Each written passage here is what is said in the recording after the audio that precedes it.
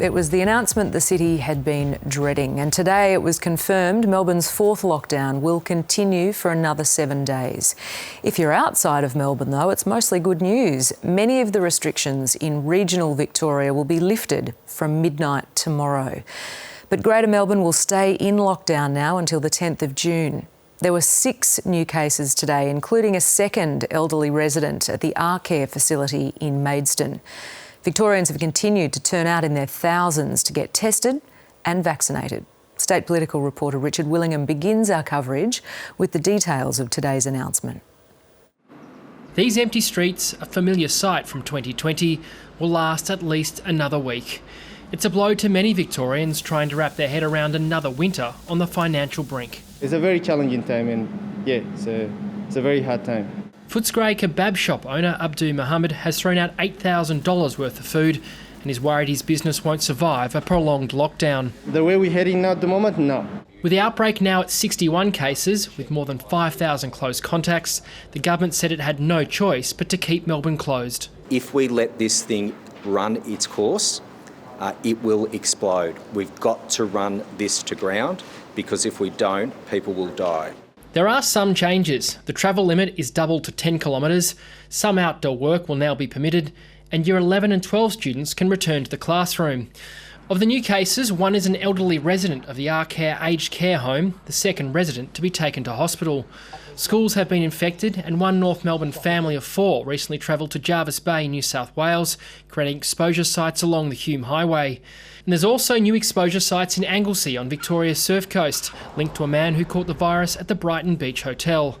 Despite that, there's better news for country Victoria, with restrictions eased outside Melbourne from Friday. Masks will not be needed outdoors, with public gatherings allowed of up to 10 people. 50% of office staff will be allowed back. School is back and hospitality can open with limits. Community sport is good to go for under 18s.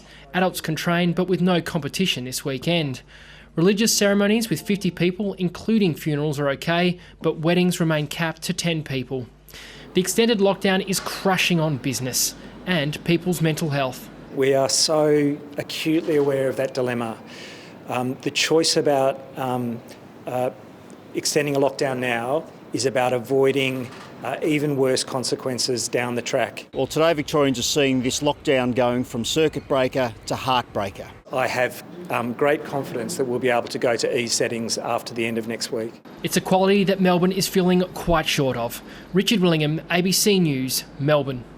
And Richard joins me now from Spring Street. So, Rich, what's the state government trying to achieve here? Is it elimination or suppression of the virus?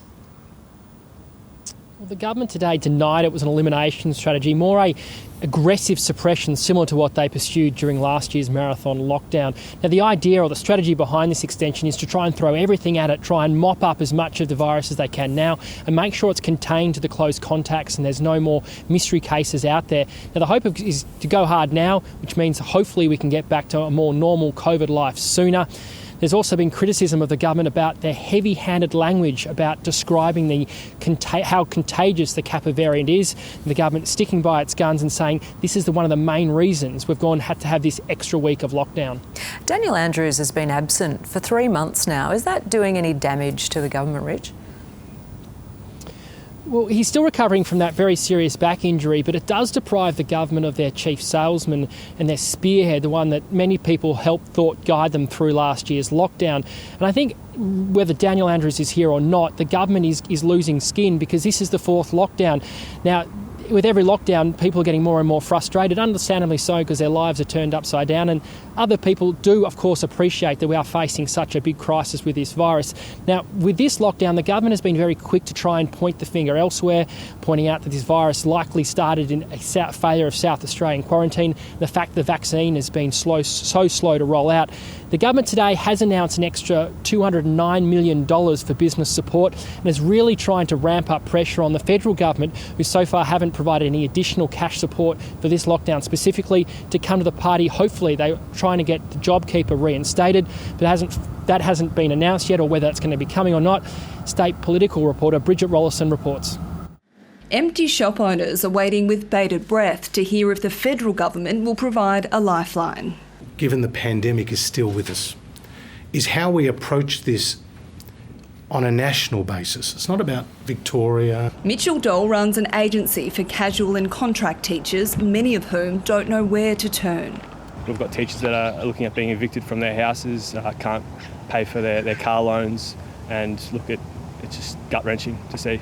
The federal government has said today that they're going to consider offering support to Victorians. Well, Victorians don't get to consider whether they're going to eat meals. While the state has announced another 7 days of pain for many Melbourne traders, it's upped its business support after the federal government refused to reinstate JobKeeper last week. From tomorrow, businesses can apply for $2,500 grants. That doubles to $5,000 if they're affected by the lockdown extension. A lot of Victorian businesses are doing it tough right now, and it's our clear expectation that the federal government will provide them the support that they deserve.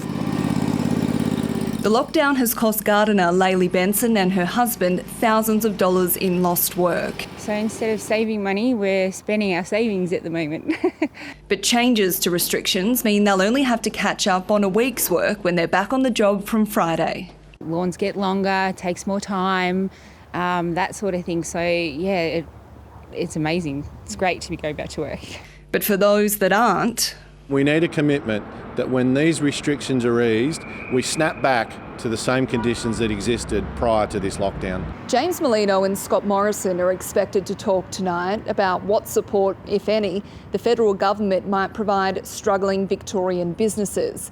The ABC understands the Prime Minister has no intention of reinstating the JobKeeper wage subsidy for the lockdown extension, but isn't ruling out some form of financial aid. Bridget Rollison, ABC News, Melbourne. The welcome news that restrictions would be eased in regional Victoria was tempered somewhat by the listing of exposure sites on the Hume Highway and the Great Ocean Road. Most businesses can open again on Friday, but tourism towns like Glenrowan will have to do without visitors from Melbourne for some time yet. Outside Sharon Colesso's lolly shop, the streets of Glenrowan in northeast Victoria remain quiet. You could play cricket in the main street. Usually the long weekend coming up, you wouldn't be able to find a park.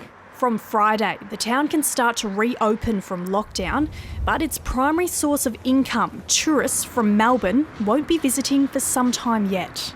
Even if all goes well, we won't be able to have people from Melbourne travelling to regional Victoria during the Queen's Birthday long weekend. When you close down metropolitan Melbourne, you close regional Victoria from a tourism point of view. I understand the lockdowns. Nobody wants this virus. You just have to do it tough. But really it is tough, yeah. While the relaxing of restrictions in regional Victoria will be welcome, today's announcement of exposure sites spreading hundreds of kilometres north and west of Melbourne shows just how quickly the situation can change. Glenrowan is now on the exposure map after a COVID-positive traveller stopped at service stations on the Hume Highway and in Euroa during a trip to New South Wales. And it's a similar story on the other side of Melbourne, with exposure sites now listed at Anglesea at the start of the Great Ocean Road. A pop-up testing site was established there this afternoon. Regardless of where you live, COVID is having an impact, and that we all need to support each other through it. In Bendigo, traces of COVID-19 in the wastewater will also see a testing blitz over coming days after 2 sites were visited by a COVID-positive case last week. We just want to make absolutely certain, to the best of our ability, that we don't have any close contacts that have converted to positive. But in some parts of the state, which have been COVID-free for almost a year, the easing of restrictions isn't coming fast enough, especially for gyms and indoor sports, which must remain closed for now. Watching all the other businesses in town open up around us, it does seem ridiculous. Patience is stretching thin. Michaela Ortolin, ABC News.